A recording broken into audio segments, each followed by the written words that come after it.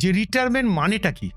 টায়ারটা আমাকে বদলাতে হবে। তাহলে আমি একটা টায়ার দিয়ে চলছিলাম, ইনকাম করছিলাম, এবার সেই ইনকামটা আমার চলে যাবে, আমাকে একটা আলাদা ইনকাম ক্রিয়েট করতে হবে যে আমি বাকি লাইফটা আমি এবং আমার মিসেস যতদিন বাঁচবো। বলতে পারবে কে কতদিন বাঁচবে?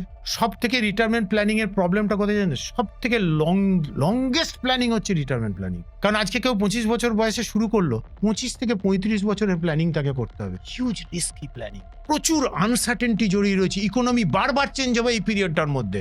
আজকে পৃথিবীর ম্যাক্সিমাম জায়গায় মানুষের আনসার্টেনটি হচ্ছে রিটায়ারমেন্ট। আপনি যেদিন আপনার কোনো ইনকাম থাকবে না, কে আপনাকে লোন দেবে? আপনার পাশের দোকানদার যার কাছে আপনি যা খুশি চাইলে দিতেন, তিনিও বলবেন অরিজিৎ বাবু এখন আর আমি দিচ্ছি না, পরে। হ্যাঁ, এটাই ফ্যাক্ট। সেইটা আমি ক্যাজুয়ালি নিচ্ছি। আজকে না বহু জায়গায় দেখতে পাবেন রিটায়ারমেন্টের ক্যালকুলেটর দেওয়া আছে। এত বড় একটা আনসার্টেনটি প্ল্যানিং একটা এক্সেল করে দেবে। ধরুন আজকে যাদের বাড়ি এসি ছিল না, সে ঠিক করেছিল যে আমি এসি নেবো না, আমার অত লাক্সারির দরকার নেই। পাশের বাড়িগুলো ঠিক করে দিল তোমারও দরকার আছে। আজকে ইনস্টাগ্রামের যুগে আমি লাইফস্টাইল বাড়াবো না, ফেসবুকের যুগে আমি লাইফস্টাইল বাড়াবো, অতটা সোজা। আজকে আমি পকেটের মধ্যে এতগুলো ক্রেডিট কার্ড নিয়ে ঘুরছি, ডেমন নিয়ে ঘুরছি, তারপর বলছি আমি লাইফস্টাইল বাড়াবো না।